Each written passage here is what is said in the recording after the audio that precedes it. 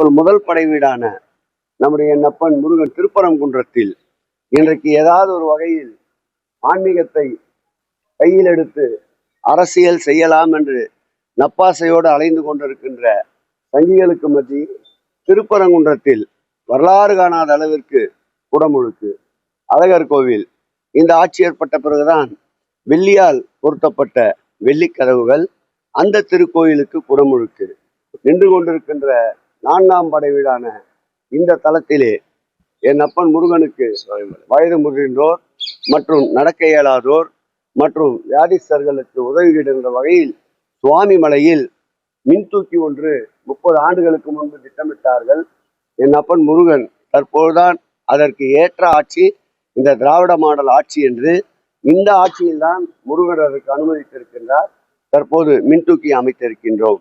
இந்த திராவிட மாடல் ஆட்சி தொடர்வதற்கு எல்லாம் வல்ல முருகன் தமிழ் கடவுள் முருகன் எங்களோடு கைகோர்த்து இருப்பார் என்பதை மகிழ்ச்சியோடு தெரிவித்துக் கொண்டேன்.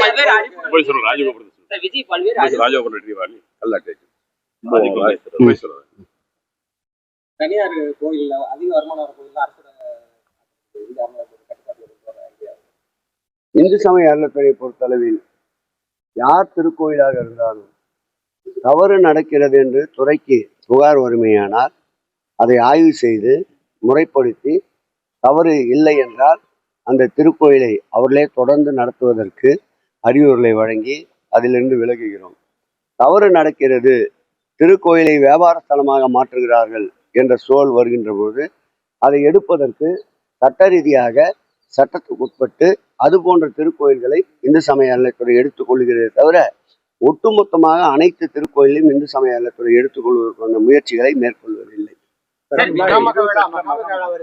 12 கோயில்கள் இருக்கு, திருப்பணிகள் தொடங்குறதுக்கு வாய்ப்பு இருக்கா சார்? நம்முடைய மாண்புமிகு சட்டப்பேரவை அன்பழகன் அவர்கள் ஏற்கனவே அதற்குண்டான கேள்வியை சட்டமன்றத்தில் எழுப்பி அதை ஒட்டியுள்ள 12 திருக்கோயில்களும் குடமுழுக்குண்டான திருப்பணிகளை மேற்கொள்வதற்குண்டான பணிகளை ஆரம்பித்திருக்கின்றோம்.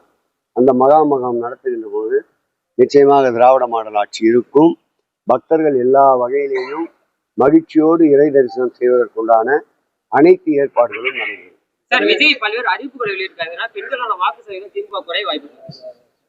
அடுத்து சொல்லுங்க, அது நீ பெண்கள் கிட்ட தான் போய் கேட்கணும்.